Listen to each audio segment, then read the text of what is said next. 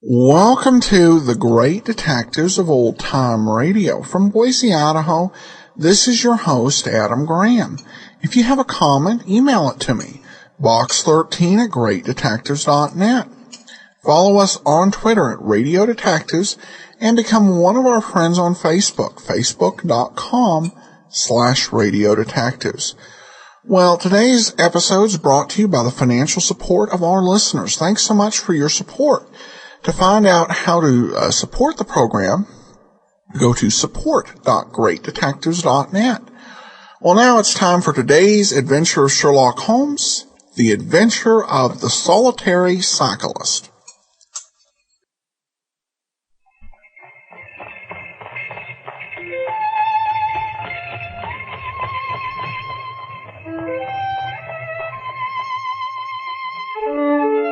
The Adventures of Sherlock Holmes, the original and immortal stories of Sir Arthur Conan Doyle, dramatized anew, with Sir Ralph Richardson as Dr. Watson and Sir John Gielgud in the role of Sherlock Holmes.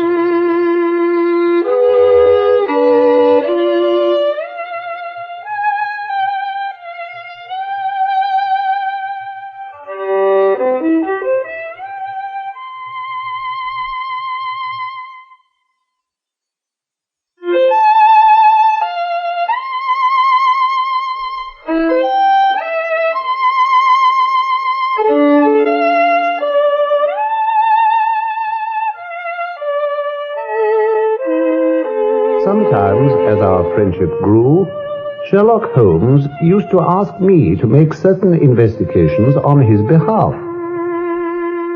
There was, I recall, the odd business of Miss Violet Smith, the charming bicyclist of Charlington.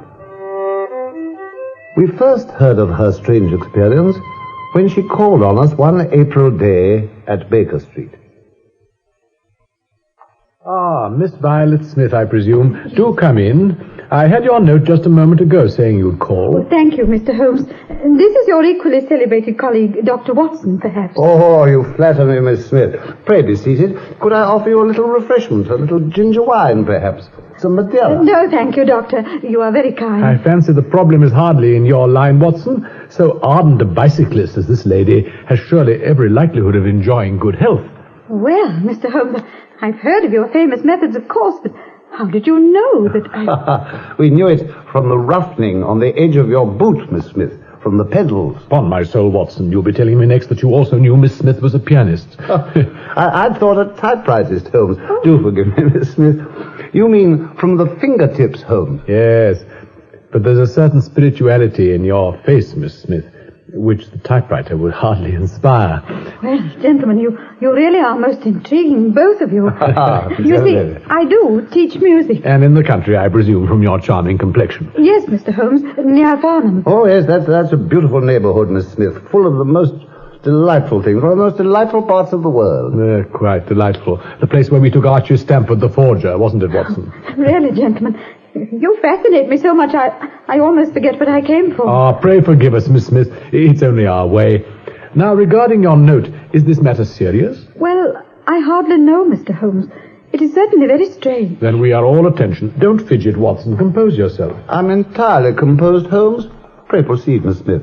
Thank you. Well, you see, gentlemen, when my father died about 2 years ago, Mother and I were left very poor, so you can imagine how excited we were when we saw an advertisement in the papers one day asking for our whereabouts and saying that if we went to a certain solicitor, we would hear something to our advantage. Indeed. And you did go? Oh, yes. I went myself to the solicitor. Mother wasn't very well that day. Uh-huh. And there were two gentlemen there, a Mr. Carruthers, who was a clean-shaven man, and a Mr. Woodley, who'd a red moustache, and it seemed that they were both home on a visit from Australia. I didn't care for Mr. Woodley, But Mr. Carruthers was really quite nice. Of course, it was all a great mystery to me until Mr. Carruthers explained. Well, it's like this, you see, Miss Smith. You knew, I take it, that your late father had a brother, Ralph. Yes, Mr. Carruthers. But he went to Australia 25 years ago. I never met him. Poor old Ralph. I'll bet he'd have enjoyed having a pretty niece like you, Miss Smith. Woodley, please. Leave it to me. Sure, Bob. I wouldn't interfere for the world.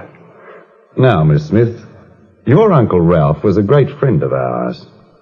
I regret to say that he died just a few months ago. Oh, dear. I'm sorry, Mr. Carruthers. I'm afraid it ain't what you think, my dear. Old Ralph didn't make no fortune to leave to you. I had no such thought at all, Mr. Woodley. One in the eye for me, eh? All right, Bob, carry on. Well, it's true, Miss Smith, as Mr. Woodley says, your uncle died a poor man. When he heard of your father's death, he begged us, because we'd been such close friends of his, to come to England and hunt you up, to see that you and your mother shouldn't be in any want as his only living relatives. That was very kind of him, Mr. Carruthers. Now, I'm a widower, Miss Smith, and I've a little girl of 10. Yes. I've taken a house called Chiltern Grange near Farnham while I'm in England. How would you like a job as governess and music teacher? Oh, I could offer £100 a year. £100? But that's splendid pay, Mr. Carruthers. Oh, it's for poor old Ralph's sake. But I'm sure that you'll be worth it, Miss Smith. You bet she would. Well, what do you say, Miss Smith? Do you take the job? I reckon that you couldn't do much better. So I thought it over, Mr. Holmes, and I took the job. And all went well, Miss Smith? Oh, at first wonderfully, Dr. Watson. Mr. Carruthers was very nice, and the little girl was a dear. We used to have some charming musical evenings together. Ah, yes, I'm sure you did, Miss Smith. Do sit down, Watson. Then why have you come to consult us, Miss Smith? Well, to begin with, there was Mr. Woodley. He came to Farnham on a visit, and he was quite dreadful. He tried to make love to me. I simply hated him. Did Mr. Carruthers know? Oh, yes. Mr. Woodley even proposed to me one day. He said that if I married him, I could have the finest diamonds in London. Imagine. And when I refused, he seized me in his arms. He was very strong. A scoundrel. And when I called for help, Mr. Carruthers came in and there was a fight. Oh, it was terrible, Dr. Watson. Well, at least it was the end of Woodley's visits, I suppose. Oh, yes. Mr. Carruthers was most upset. He sent Mr. Woodley away, and I haven't seen him since. I should think not, indeed. Do calm yourself, my dear Watson. Now, my dear Miss Smith, pray continue. It is all so strange, you see. It's the cyclist. The cyclist? Yes. When I went to Chiltern Grange, Mr. Carruthers said I could spend every weekend in London to see my mother. So every Saturday forenoon I cycle into Farnham to get the 12:22. It's a very lonely road over Charlington Heath, you know. Oh, yes, I seem to remember it. Mainly woods, if I recollect. Yes, on one side, and then there's one old house on the other, Charlington Hall. But that's the only one for miles and miles. Hardly ever meet anything, not so much as a cart. But one day... Yes, Miss Smith? Well, I happened to look back over my shoulder, Dr. Watson, and about 200 yards behind me I saw a man, also on a bicycle. What did he look like? Well, middle-aged, I'd say, and with a dark beard. I looked back again before I reached Farnham, but he'd gone by then, and I didn't think any more about it. But except that... Except? When I came back on Monday, I saw him again, on the same stretch of road, and then again the next Saturday, and the next Monday, too. Aha. Yes, the case certainly begins to present some features of interest, Watson. Don't you think so? Did he molest you in any way, Miss Smith? No. He kept his exact distance, about 200 yards, I'd say, just at the point where the road passes Charlington Hall. Who lives there, by the way? Do you happen to know, Miss Smith? I'm afraid I don't. You mentioned the matter to Mr. Carruthers, of course. Oh, yes, and he seemed most interested. He said that he'd order a pony cart and groom so that in future I shouldn't have to pass over those lonely roads without some companion. And you're sure you didn't know this man on the bicycle? Oh, no, Dr. Watson. He was always just a little too far away for me to see him clearly, but I'm certain it wasn't anyone I knew. And then, this very morning, I thought I'd set a trap for him. The pony cart was to have come this week, but it didn't arrive in time, so I had to cycle again. And there he was, as usual, following me. So I slowed down, and he slowed down, and I stopped altogether. And he stopped. Brilliant, my dear Watson. And then I pedalled on again and laid my trap. There's a little side road through the woods at one point, so I turned into it very quickly. He couldn't have seen me because there's a bend in the road just there. I expected him to shoot past me so that I could have a closer glimpse of him. But he didn't. No, Mr. Holmes, he didn't. And when I came out again and looked back, there wasn't a sign of him across the whole heath. Well, the matter has certainly some unique features. Don't you think so, Watson? It's certainly somewhat singular, Holmes. I take it, Miss Smith, that you've no, secret admirers, perhaps? Well, hardly secret, Dr. Watson. There's Cyril. Cyril? Cyril Watson, of course. Oh, of course. Yes, I knew there must be someone, Miss Smith. A most attractive lady, if I may say so. Cyril Morton, Mr. Holmes. He is an electrical engineer at Coventry. We expect to be married at the end of the summer. It couldn't have been him that was paying you any kind of surprise visit. Oh, Mr. Holmes, as if I shouldn't recognize him. Well, can't you think of anyone else? It might have been Miss Smith. Some other admirer, perhaps? Well, this dreadful man Woodley, if you can call him an admirer, and...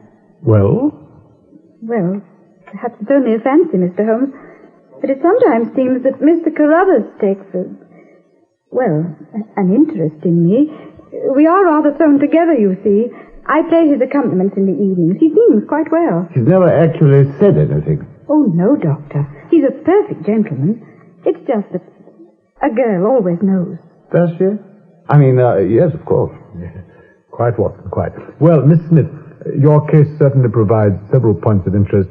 I shall be most pleased to look into it. And so I am sure will Dr. Watson. Yes, indeed. Take no further steps without letting us know. Keep in touch, Miss Smith. Meanwhile, spend your usual weekend with your mother and return on Monday to Farnham, and we shall do our best to help you. Thank you, Mr. Holmes. Thank you both, gentlemen. You've been very kind and patient. Not at all. Oh, permit me, Miss Smith, your glove. Thank you, Dr. Watson. Then I will say goodbye, Mr. Holmes, and I will let you know if anything further happens. Yes, pray do. Good day, Miss Smith. Good day, my dear. Well, Holmes, Well, indeed, my dear fellow. Well, it's part of the settled order of nature, I suppose, that such a girl should have admirers, Holmes, but not following her on bicycles on lonely country roads. Yes, there are certainly some curious and suggestive details about the case. I think our first effort should be directed toward the tenants of this Charlington Hall, the house that the girl was passing when that strange cyclist disappeared. Yes, but how do you account for the odd acquaintanceship between Carruthers and Woodley? Such very different types and manners. You forestall me, Watson.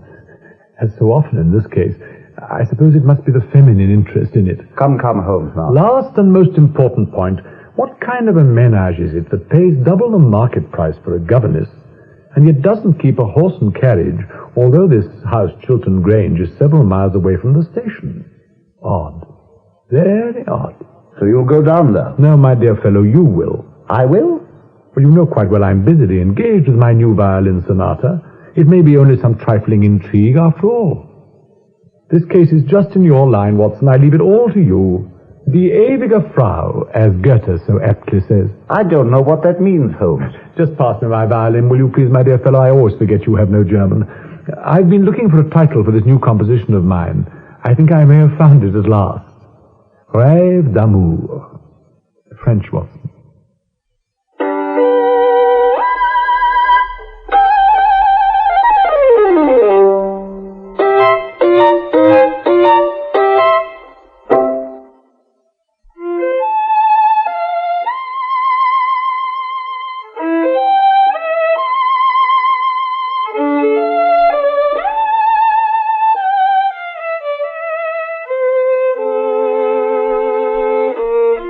I always ignored Holmes in his more ponderously playful moods.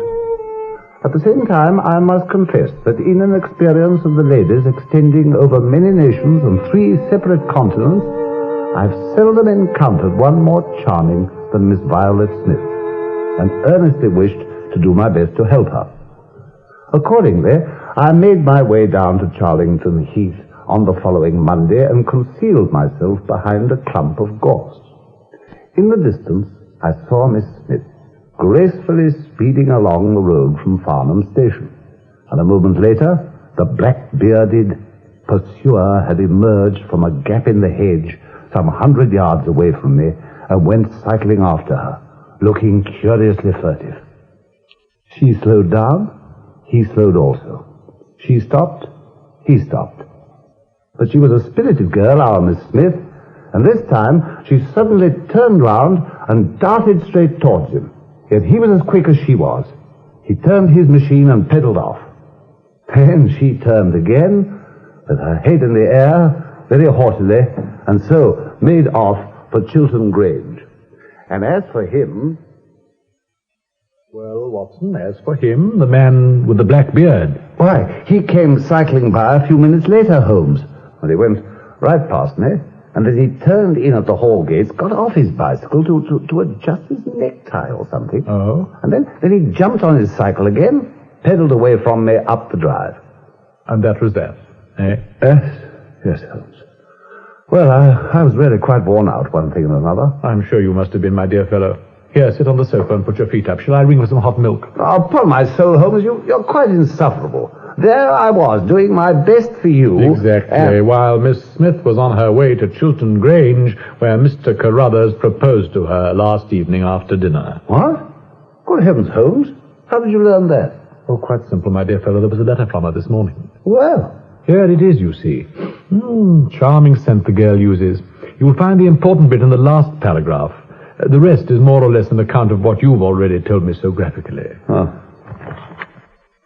I'm sure that you will respect my confidence, Mr. Holmes, when I tell you that my position has become difficult owing to the fact that my employer, Mr. Carruthers, has proposed marriage to me. Our young friend seems to be getting into deep waters, eh? However, Watson, to return to your own exhausting exploits... Oh, let me hand you this cushion, my dear fellow.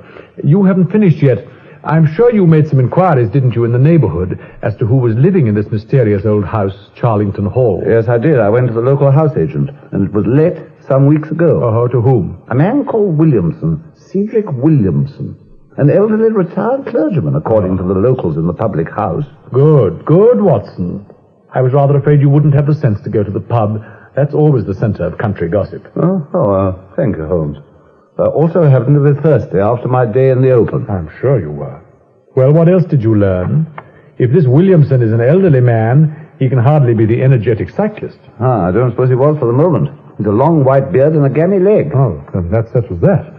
But it seems that there are doings at the hall most weekends. Doings? Yes, wild visitors and so forth. Oh. What the landlord calls a warm lot, sir. So you think the mysterious cyclist might be one of those? He might, because it seems that among them, Holmes, and the warmest of the lot, is a fellow with a red moustache called Woodley. Oh, Miss Smith's fiery suitor.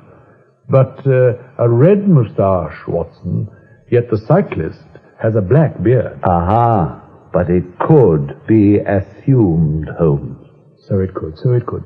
In fact, upon my soul, Watson, it's really quite a fascinating case after all. It has all the ingredients: a lonely, attractive girl, 2 important suitors, a clergyman who holds wild parties, and, best of all... Well, Holmes? A strange man on a bicycle who dismounts for the purpose of adjusting his necktie. Yes, we shall be hearing from Miss Violet Smith again, my dear fellow. You may be sure of that.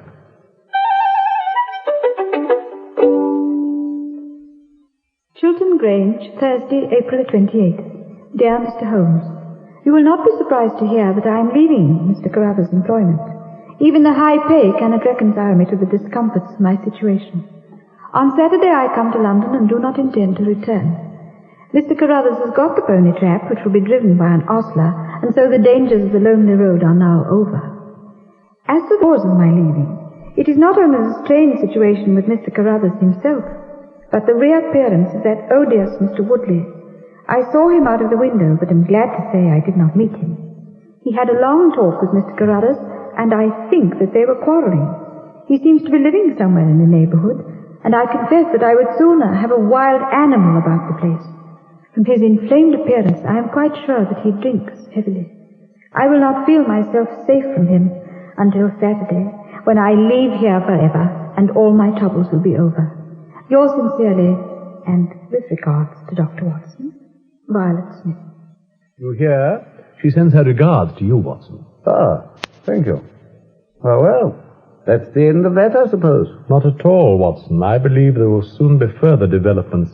There's some deep intrigue going on around that young woman. I have a curious feeling.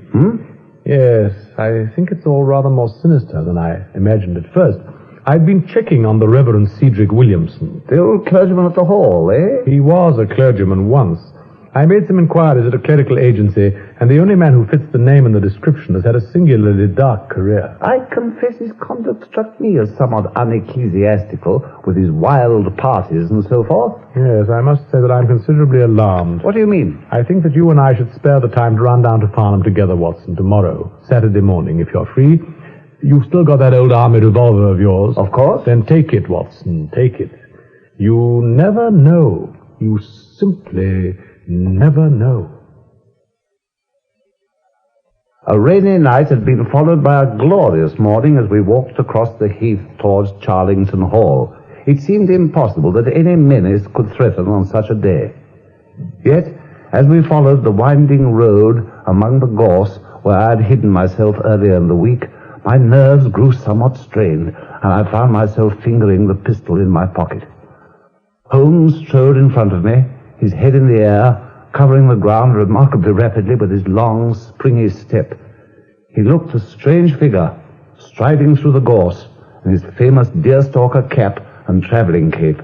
And then, suddenly... Watson, look! Heavens above, I'm afraid we're too late. What is it, Holmes? In heaven's name, why, look, the pony trap is empty. And stop the horses. Stop the horse. Whoa there, whoa, you brute. Here, get hold of the reins, Watson. Stop him, for heaven's sake. What's the fool? Whoa there, whoa. Oh, I've got him. Quiet, my beauty. There, that's better. He's all right, Holmes. Only nervous. What's happened? Oh, what a fool I've been, Watson. I should have allowed for her taking an earlier train. What happened to Miss Smith? Where's the groom? They've abducted her, Watson. Why, it may be murder, heaven knows what. Pray God we may not be too late. What a fool I am. Holmes, look! The cyclist. Yes, Blackbeard. Coming towards us, pedaling like the deuce. Who there? Stop! What are you doing with that dog cart? I'll put a bullet in your horse! Don't be such a fool, man. Where's Miss Smith? That's what I'm asking you. You're in her dog cart. We found it empty. Quick, man, they must have got her. Woodley and that blackguard parson. By the living jingo, I'll never forgive myself. Look, Holmes, they must have gone this way. Through the hedge. Now, let's run for it. Holmes, wait. Someone's lying by the tree. Good heavens. Peter! It's Peter the groom. He was driving the pony cart. The scoundrels have killed him. No. It's only a flesh wound. He's only stunned. He'll be all right. Leave him for the moment, then. He'll come to no harm. Come this way, quickly, round the bushes here. There's a clearing beyond. They might have... What? Miss Smith! Quickly, through here. Too late. There they are by the oak tree. The girl's fainting. The clergyman, in his surplice. Holmes. He's marrying them, Watson. Woodley and the girl there. You can take your beard off, Bob Carruthers. I know you. You scoundrel, Woodley. Old Williamson's done it, Bob. Prayer book and all. Always at your service, Mr. Carruthers. Al fresco weddings arranged at short notice. Funerals. Shut up, you blackguard. Woodley, I'll see this woman righted if I've to swing for it. I told you what I'd do if you molested her, and by the Lord, I'll be as good as my word. You're too late, Bob. She's my wife. No, she's your widow. Carruthers, drop that gun. Keep away, Watson. Keep him covered. Who are you to order us about, My name is Sherlock Holmes. What? Take that surplice off. You disgrace the cloth, sir. Carruthers, give me a hand with Woodley to the house. Watson, you'll look after Miss Smith, I'm sure. Dr. Watson. Oh, dear Dr. Watson. There, my dear, there. It's all right.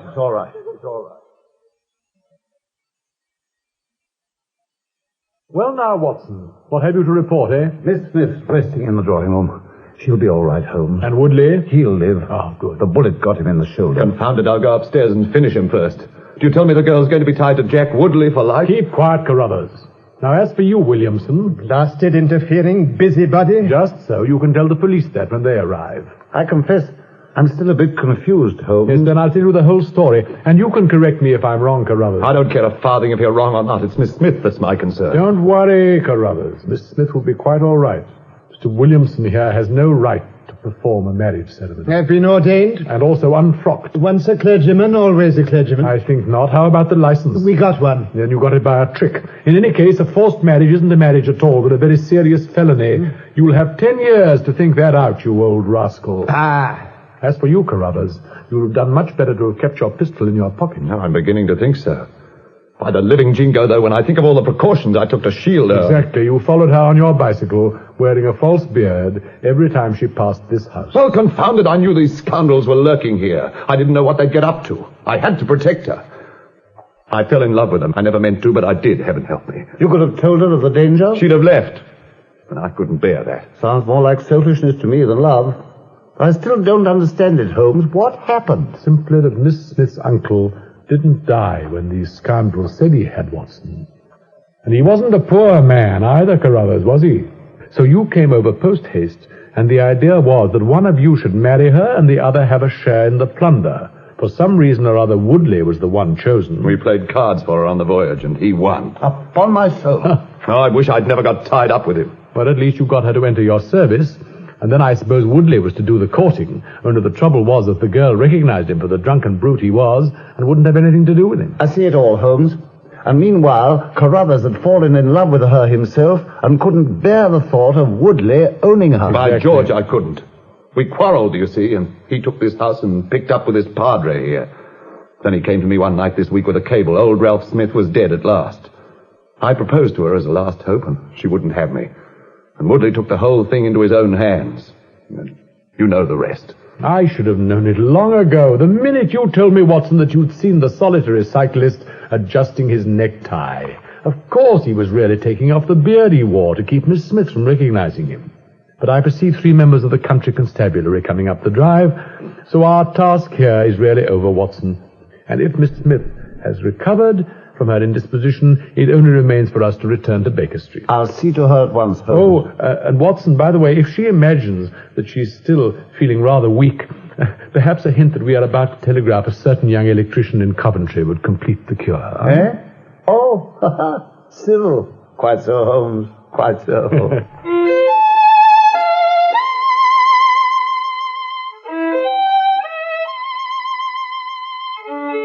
And so ended the case of the solitary cyclist. Williamson and Woodley were both tried for abduction, the former getting 7 years and the latter 10. Carruthers got no more than a few months. The shooting of Woodley was viewed with leniency. He came out of prison a wiser and a better man. As to Miss Smith herself, I have a note in my records that she did indeed inherit a large fortune and became the wife of Cyril Morton. I had the pleasure of attending her wedding. But in an experience of the ladies, extending over 5 nations, and... Watson, my poor dear susceptible Watson. Oh, confound you, Holmes, confound you. The Adventures of Sherlock Holmes, based on the original stories of Sir Arthur Conan Doyle, have been dramatized anew with original music composed and Shelock. Will Hutcherson was the part of Dr. Wilson, and Suzanne Goldwood, that of Sherlock Holmes. The program was produced by Harry Allen Towers.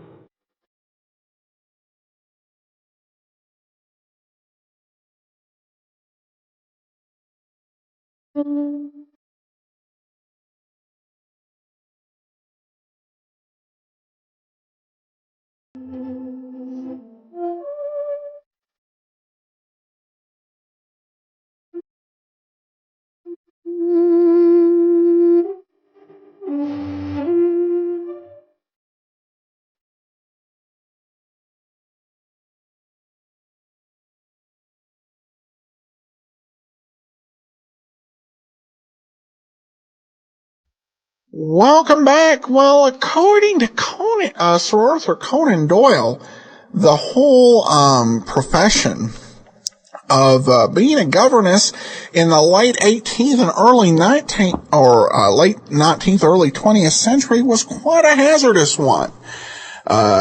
You also remember, of course, there was the story of the Copper Beeches. But in all seriousness, this was actually one of my favorite stories, and I thought it was a pretty well done adaptation here. With some ironic comedy where the man nearly commits murder to avoid a marriage that wasn't valid in the first place.